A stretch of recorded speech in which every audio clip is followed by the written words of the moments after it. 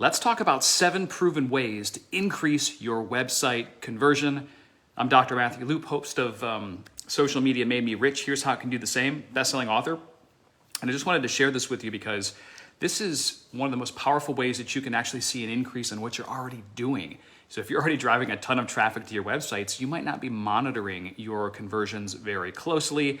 If you find this information valuable, definitely smash that like button because I know this will help you. And let's say you have a brick and mortar practice, for instance.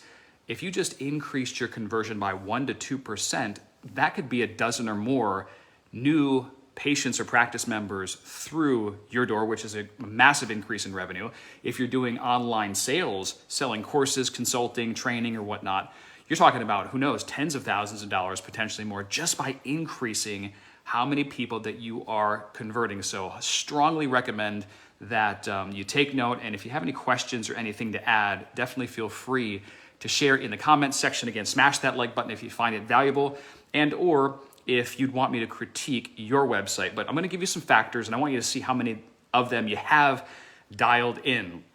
Now, hopefully you first know how many visitors you're getting to the website. If you don't have a Google Analytics program installed, your webmaster can probably take care of that for you very, very easily, because what we can measure, we can improve. So get something installed. That way you can specifically track.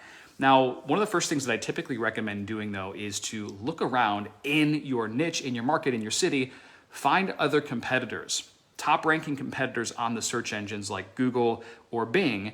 And when you find top-ranked competitors, Google already loves those factors clearly, and they might have a great firm that's doing SEO on their behalf. So it doesn't make any sense to reinvent the wheel. You can actually look and observe, see what they're doing, and maybe find holes in your game where you can improve. So competitive analysis, that should be one of the top things that you initially look at. Who's doing great in my market? And let's see if I can model some aspects of what they do. So I don't want to complicate this. The second thing is kind of common sense, but having your phone number very, very visible in the upper right-hand corner. If you own a local brick and mortar chiropractic practice, for instance, I've seen some websites where you have to scroll down and hunt through and sift to find the actual phone number. If somebody's motivated to come and see you, the last thing they want to do is have to search through endless pages to figure all this stuff out and just to try it. It's very frustrating. So make it dummy-proof, extremely simple for the average user to find the phone number. So that's another factor. The third thing is actually page load speed. Every page on your website loads at a different speed. Now, in terms of Google indexes pages.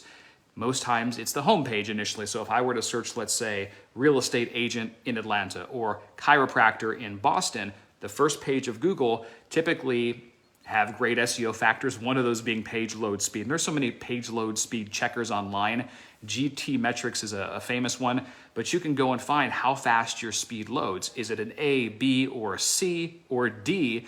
This could easily be affecting your traffic and conversion. So if you run a lot of Google AdWords, you pay money on Facebook ads, and you're not getting the conversion, well, maybe people, as they're going to your landing page or your website, it's just not loading quickly, which is hurting you. And the sad reality is, given the short attention spans people have these days, some are not willing to wait 3, 4, 5 seconds for a site to load. I know it sounds really stupid, but that's just the case. So we need to make sure it's loading as fast as possible. Again, use a page load speed checker, figure out where you are at, and then get your webmaster to improve those metrics. I had one of my clients that I worked with not too long ago. They were already crushing it through referrals and through social media, but just making sure that their page loaded faster, they started to see a really high increase in their conversion, which added an extra 10,000 plus a month to their bottom line. So this stuff is serious business. Definitely make it happen. Next factor is mobile responsiveness. You have to check and see if your site loads and it looks great, the design, and it's very, very friendly on your iPhones, the Galaxies, the Androids, and all these other devices, because if it doesn't, then you're going to be screwed and you're not going to get high rankings and convert the traffic like you want. It's just very easy to read when something is mobile friendly. So you want to stack the deck in your favor. This has to be considered this year and beyond. The next thing is headlines and sales copy. So having a beautiful website is one thing, and quite honestly, sometimes beautiful websites don't convert at all. It's the ugly ones that look better and then actually do better converting.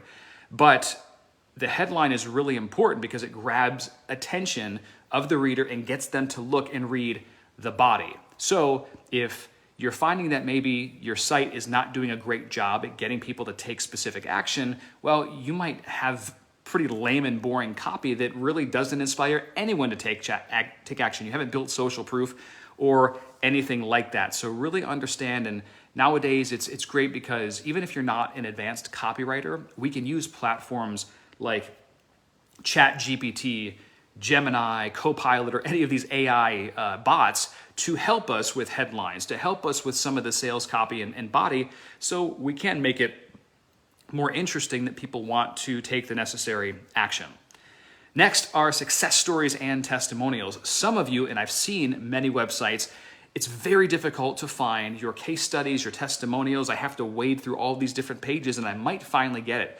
This needs to be obvious up front to where as soon as I go to a site, I see that there is a success stories or testimonials tab. It should be in my face.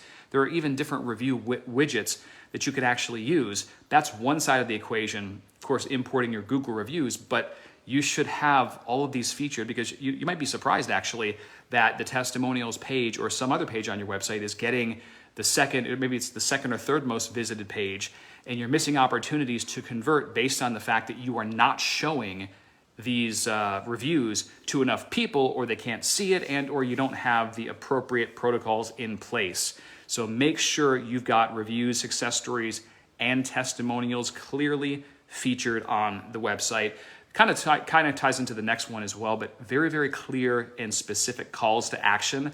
Even if something seems so brain dead simple that you're like, oh, well, everyone knows to just click the link here or book the appointment now or add to cart, you'd be surprised. This is why, if you follow me for any length of time, even on some of my sales copy, I will tell you to click the big yellow add to cart button, and there will be a big yellow add to cart button, something that you can't really miss. So we have to understand that most people, as they read and write, they're at a second grade level. So that being said, you need to cater your content to them. Next thing is relevance from your ads, Google AdWords or Facebook ads, to your site. Now, relevance is really important because if you're sending images and if you're sending traffic from, let's say, a Facebook ad about scoliosis to an irrelevant page that has nothing to do with scoliosis on the site, you might have a very low conversion because the images, the coloring doesn't reflect the same images and coloring of the actual landing page or website. So that's a big deal and can absolutely impact your conversion. Now, I know I gave you 8. I wanted to over deliver today, but any conversion factors that you are aware of that may have helped you, just let me know.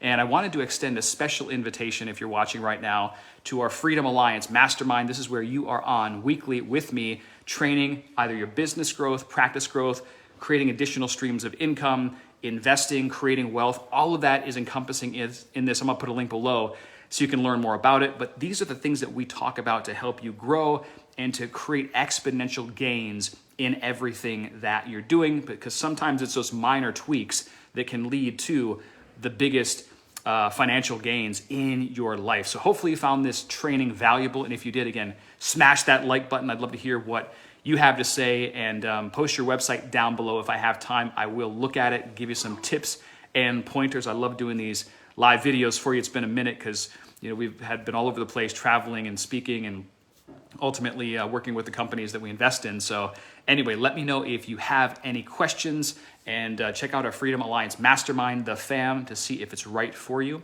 And I will talk to you soon. Have a great day, gang. Ciao.